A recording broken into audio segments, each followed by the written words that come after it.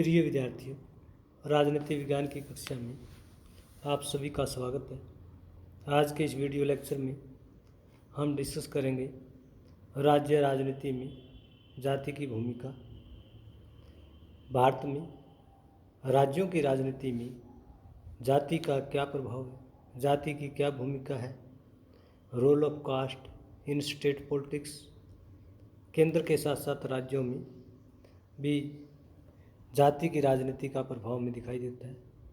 तो आज हम एक बहुत ही इंटरेस्टिंग टॉपिक राज्य राजनीति में जाति की भूमिका का डिस्कशन कर रहे हैं। राज्य राजनीति में जाति की भूमिका। केंद्र के साथ साथ भारत के राज्यों में भी राजनीति जाति से प्रभावित हुई है। राज्यों की राजनीतिक प्रक्रिया में जाति तत्वों की निर्णायक भूमिका रही है।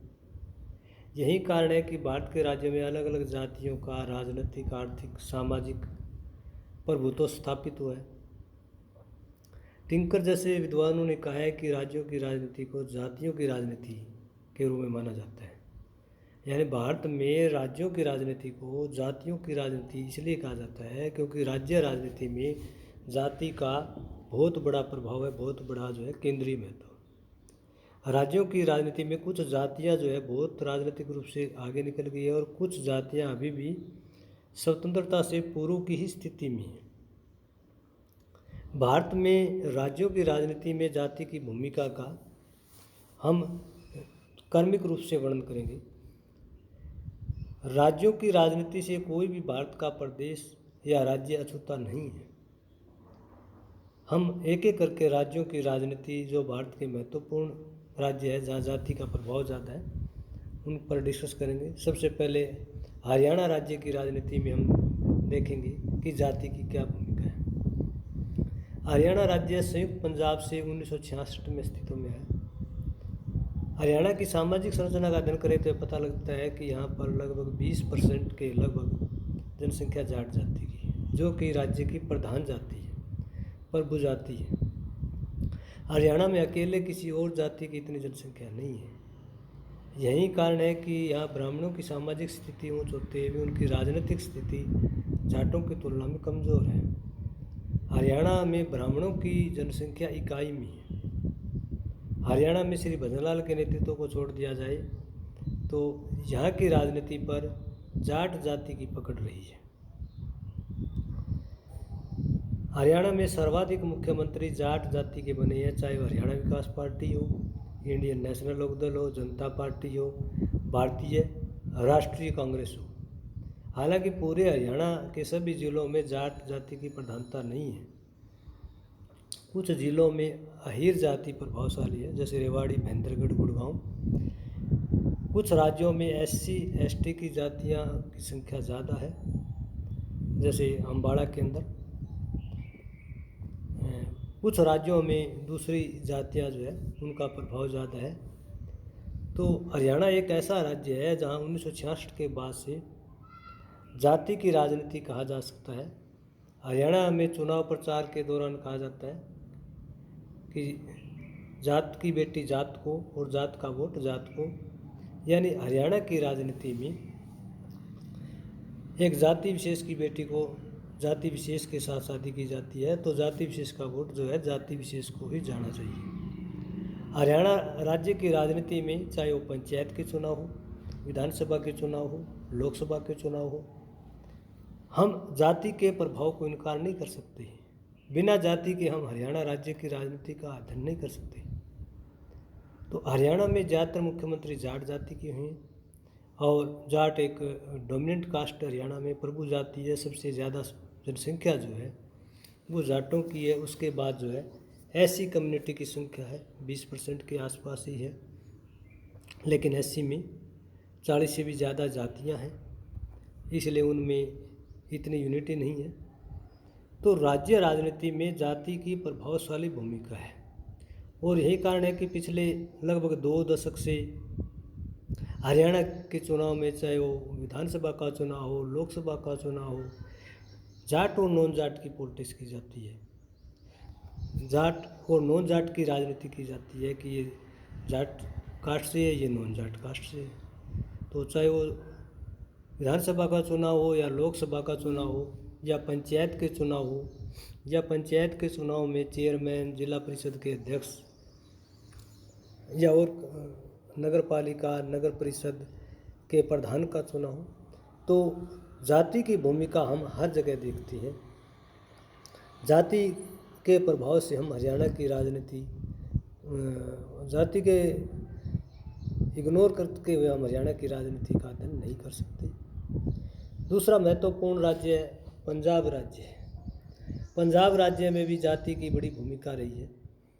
पंजाब हालांकि धर्म के आधार पर एक सिख बहुल राज्य है, लेकिन वस्तुस्थिति यह है कि हिंदू धर्म की तरह सिख धर्म में भी अनेक जातियाँ हैं। हालांकि हिंदू धर्म की तरह यहाँ इतनी जटिलता दिखाई नहीं देती। पंजाब में लगभग 30% जनसंख्या अनुसूचित जातियों की है, लेकिन फिर भी पंजाब की राजनीति में जट सिखों की ही पकड़ रही है। पंजाब के धार्मिक संस्थानों पर भी जट सिखों की पकड़ है। बहुजन समाज पार्टी के संस्थापक कांसीराम का जन्म भी पंजाब के रोपड़ जिले के खवासपुर गांव में एक रविदासिया परिवार में हुआ था।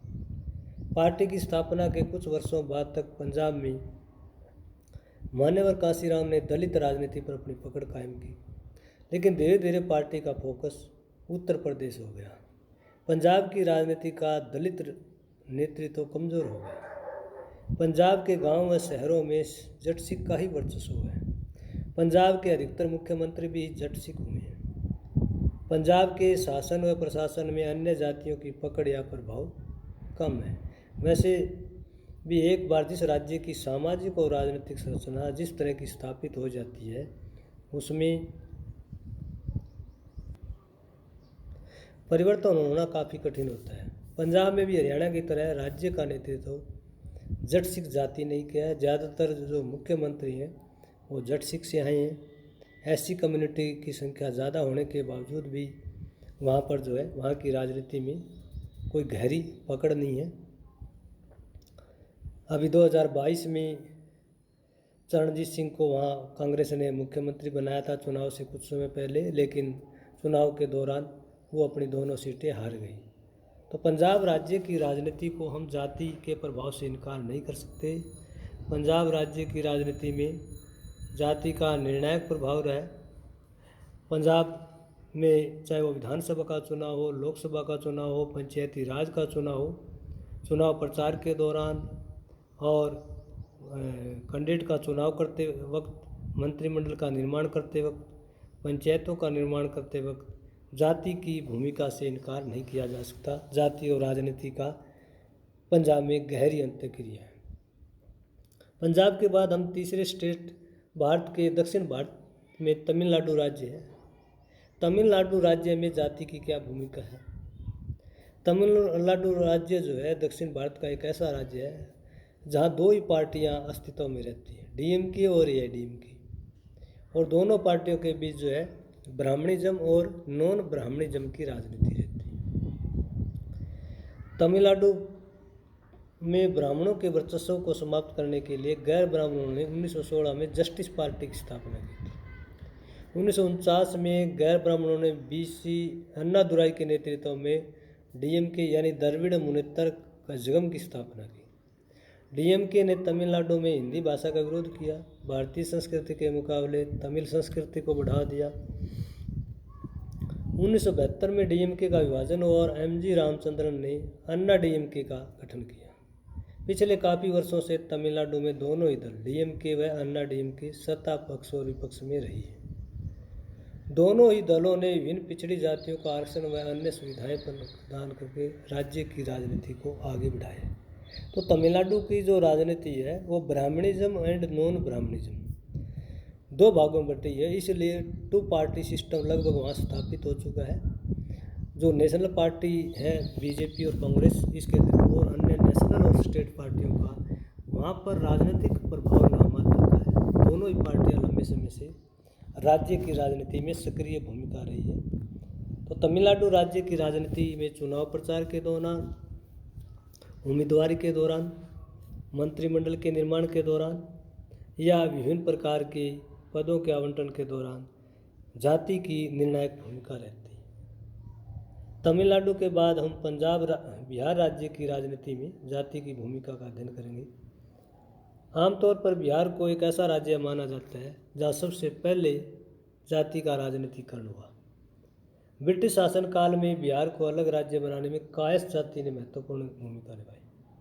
शिक्षा, शासन, प्रशासन में कायस्थ जाति की प्रभावशाली भूमिका रही। ग्रामीण क्षेत्रों में राजपूत व ब्राह्मणों का वर्चस्व रहा। पिछड़ी व अनुसूचित जातियों जनजातियों को आरक्षण मिलने एवं राजनीति में पकड़ बनाने पर ऊंची जातियों में इनके प्रति कटुता उत्पन्न हुई। पिछले कुछ वर्षों से बिहार में यादवों, कुर्मी, पासवान आदि जातियों का भी महत्व बढ़ा है और यही कारण है कि यादवों की राजनीति के कारण राष्ट्रीय जनता दल का गठन हुआ, कुर्मी के कारण जनता दल यूनाइटेड का गठन हुआ और अनुसूचित जातियों की राजनीति के कारण लोक जनशक्ति पार्टी का गठन हुआ, जिसके संस्थापक रामविलास पासवान रहे। लालू प्रसाद यादव, शरद यादव, नीतीश कुमार और रामविलास पासवान ने बिहार में जाति की राजनीति को प्रतिस्पर्धात्मक बढ़ावा दिया। तो बिहार राज्य की राजनीति में जाति के प्रभाव को इनकार नहीं किया जा सकता। बिहार के पंचायती राज सिस्टम चुनाव में, चाहे वो पंच का हो, सरपंच का हो, ब्लॉक समिति का हो, जिला परिषद का हो, विधानसभा के इलेक्शन हो, लोकसभा के इलेक्शन हो, जाति एक निर्णायक तत्व रहती है। जाति एक जो है महत्वपूर्ण फैक्टर है बिहार राज्य की राजनीति में और इसलिए जाति की राजनीति ने वहाँ क्षेत्रीय दलों को पनपने का मौका दिया। बिहार के साथ साथ उत्तर प्रदेश भी उत्तर भारत का एक बड़ा राज्य है जहाँ जातिवाद के प्रभाव से इनकार नहीं किया जा सकता। उत्तर प्रदेश की राजनीति भी जाति की राजनीति रही। उत्तर प्रदेश में ब्राह्मणों, बनियों, राजपूतों का वर्चस्व रहा, लेकिन धीरे धीरे पिछड़ी व दलित जातियों, आरक्षित जातियाँ जिसमें अनुसूचित जाति, जनजाति व पिछड़ी जातियों ने भी राज्य की राजनीति में अपना कद बढ़ाना शुरू कर दिया। 1990 के बाद जब मंडल कमीशन आया, उसी से जो है पिछड़े वर्ग के नेता मुलायम सिंह यादव ने 1990 के दशक में यादवों और मुसलमानों का समीकरण यानी MY बनाकर जाति के प्रभाव को बढ़ाया। पश्चिमी उत्तर प्रदेश में जाट जाति के नेताओं का प्रभाव रहा। चौधरी चरण सिंह देश के प्रधानमंत्री बने। अब उनके पुत्र अजीत सिंह ने राष्ट्रीय लोकदल का गठन किया और अपने आप को उत्तर प्रदेश के जाटों का वो नेता मानते हैं और पश्चिम उत्तर प्रदेश में राष्ट्रीय लोकदल का प्रभाव है।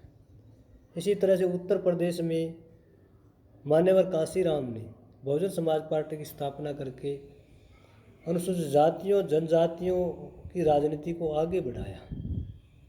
आरक्षित जाति के नेता के तौर पर ही उनकी राजनीतिक उत्तराधिकारी कुमारी मायावती ने 1995, 97, 2002 और 2007 में उत्तर प्रदेश की मुख्यमंत्री बनकर भारत में दलित राजनीति का वर्चस्व बढ़ाया। बहुजन समाज पार्टी ने सोशल इंजीनियरिंग फार्मूला अपनाकर राज्य राजनीति में जाति के प्रभाव को बढ़ाया। सोशल इंजीनियरिंग में SC, ST, OBC, SC, ST यानी दलित, ब्राह्मण और मुस्लिम को मिलाकर के ये फार्मूला बनाया गया था। तो उत्तर प्रदेश की राजनीति को हम जाति की राजनीति कह सकते हैं। टिंकर जैसे विद्वान ने सही कहा है कि भारत में राज्यों की राजनीति नहीं है, राज्यों की राजनीति जाति की राजनीति है। जाति का बड़ा इम्पैक्ट रहता है, चाहे वो पंचायत के चुनाव हो, नगर पालिका, नगर निगम के चुनाव हो, विधानसभा, लोकसभा, राज्यसभा, विधान परिषद के चुनाव। जाति एक मेजर फैक्टर रहा है राज्यों की राजनीति को प्रभावित करने में, चाहे वो सकारात्मक रूप से हो या नकारात्मक रूप से। जाति का प्रभाव जो है राजनीति पर हमेशा रहा है। उत्तर प्रदेश के बाद हम साउथ इंडिया के एक राज्य है कर्नाटक का अध्ययन करते हैं कि कर्नाटक राज्य की राजनीति में जाति की क्या भूमिका रही है। भारत का कर्नाटक राज्य एक समृद्ध राज्य है, लेकिन वो भी जो है जातिवाद के प्रभाव से मुक्त नहीं है। कर्नाटक राज्य में लगभग 40 जातियाँ हैं, लेकिन इन जातियों में दो प्रमुख जातियाँ वोकालिंगा और लिंगायत ही शासन व प्रशासन में पकड़ कायम रखते हैं।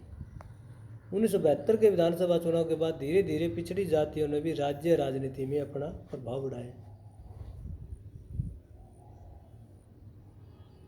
तो कर्नाटक राज्य की राजनीति, चाहे वो पंचायत के चुनाव हो, विधानसभा के चुनाव हो, लोकसभा चुनाव हो, दोनों ही जातियों के इर्द गिर्द घूमती हैं। दोनों जातियां जो है प्रभु जाति में आती है। बाकी अन्य जातियों का इतना ज़्यादा निर्णायक महत्व नहीं है।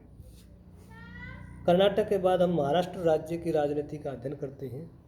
महाराष्ट्र राज्य की राजनीति में भी जाति एक निर्णायक तत्व में रहा है। स्वतंत्रता से पहले भी महाराष्ट्र की राजनीति में जाति तत्व निर्णायक भूमिका में था। स्वतंत्रता से पहले महाराष्ट्र में ब्राह्मण जाति का प्रभुत्व था और स्वतंत्रता के पश्चात महाराष्ट्र की राजनीति में मराठा राजनीति की भूमिका बढ़ती गई। इसलिए मराठा राजनीति के दम पर ही शिवसेना प्रमुख बाल ठाकरे और उनके पुत्र जो है लगातार महाराष्ट्र की राजनीति पर नियंत्रण बनाए हैं। लगातार महाराष्ट्र में कई बार जो है शिवसेना ने सरकार बनाई है। कारण ये है मराठों की राजनीति। इसी तरह से प्रकाश अंबेडकर ने रिपब्लिकन पार्टी ऑफ इंडिया का गठन करके दलित वोटरों पर अपनी पकड़ बना करके महाराष्ट्र राज्य में अपनी भूमिका निभाई है। तो महाराष्ट्र में ब्राह्मण, मराठा और दलित जो जातियां हैं, विशेष करके महार जाति का जो है ऐसी में वहाँ ज़्यादा प्रभाव रहा है।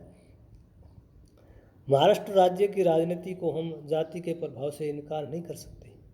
स्वतंत्रता के बाद जो है ज़्यादातर महाराष्ट्र की राजनीति में पहले ब्राह्मण और बाद में मराठा राज्य के मुख्यमंत्री बने। महाराष्ट्र राज्य के शासन और प्रशासन में हम मराठा जाति के प्रभाव को स्पष्ट रूप से देख सकते हैं।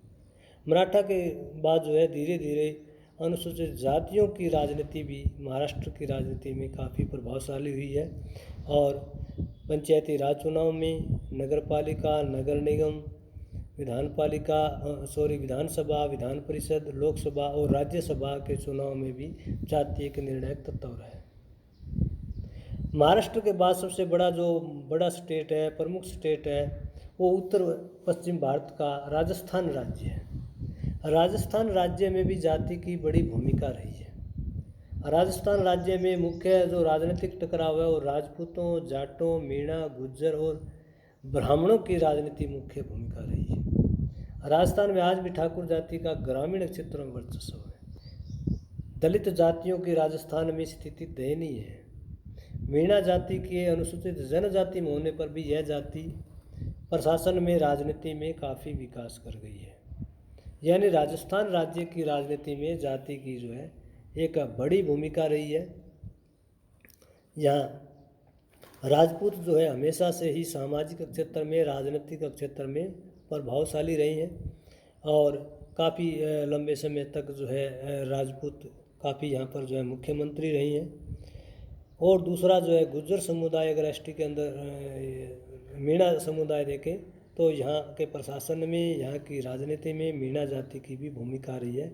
लेकिन धीरे धीरे अनुसूचित जातियों और जनजातियों की राजनीति जो है वो भी लगातार गतिशील हो रही है। चाहे वो पंचायत के चुनाव हो, नगर पालिका, नगर निगम, नगर परिषद के चुनाव हो, विधानसभा के चुनाव हो, लोकसभा के चुनाव हो या अन्य प्रकार के चुनाव हो, सभी प्रकार के चुनाव में हम जाति के फैक्टर को देखते हैं। चाहे वो चुनाव प्रचार का तरीका हो, उम्मीदवारी के चयन का तरीका हो या राजनीतिक दलों के चुनाव घोषणा पत्र का हम अध्ययन करें या मंत्रिमंडल के निर्माण का अध्ययन करें, जाति जो है एक निर्णायक तत्व रहता है राजस्थान की राजनीति में।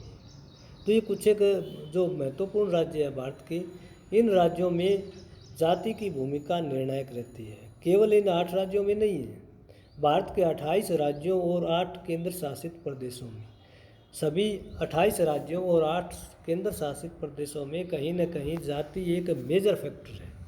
ये दूसरी बात है कि कहीं पर धर्म का फैक्टर प्रभावी है, जाति का फैक्टर जो है वो सेकेंडरी है। अधिकांश राज्यों में जाति का फैक्टर जो है वो प्राइमरी है। कुछ राज्यों में जाति का फैक्टर सेकेंडरी है, वहाँ पर धर्म का प्रभाव है। उत्तर पूर्व के राज्यों में भी अगर हम देखें तो वहाँ पर जाति की भूमिका है, लेकिन जाति का सीमित प्रभाव है।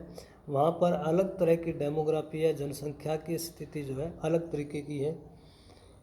तो भारत के प्राय सभी राज्यों में स्वतंत्रता से पूर्व और स्वतंत्रता के पश्चात भी जाति की भूमिका जो है लगातार बढ़ती गई। जाति का राजनीतिकरण हुआ है, राजनीति का जातिकरण हुआ है। लंबे समय से हजारों वर्षों से अनुसूचित जातियों, जनजातियों व पिछड़ी जातियों में जो राजनीतिक, सामाजिक, आर्थिक पिछड़ापन था, शैक्षणिक पिछड़ापन था, उसमें धीरे धीरे सुधार हुआ है। और समाज के इन कमज़ोर वर्गों ने धीरे धीरे पंचायत, नगर पालिका, नगर निगम, विधानसभा, विधान परिषद, लोकसभा और विधान परिषद में अपनी जगह बनानी शुरू की है। समाज के इन वर्गों ने राज्य राजनीति के माध्यम से अपनी जाति की जितनी मांगें थी, जाति के जितने इंटरेस्ट थे, लक्ष्य थे, उनको धीरे धीरे आगे करना शुरू कर दिया।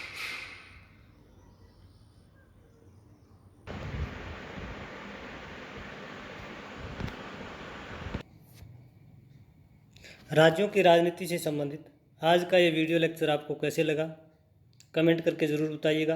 अगर ये लेक्चर पसंद आता है तो इसे लाइक कीजिए, अपने मित्रों के साथ शेयर कीजिए और मेरे इस यूट्यूब चैनल को सब्सक्राइब करना न भूलिए, ताकि आने वाली हर नई और इंटरेस्टिंग वीडियो आप तक आसानी से पहुंच सके। धन्यवाद।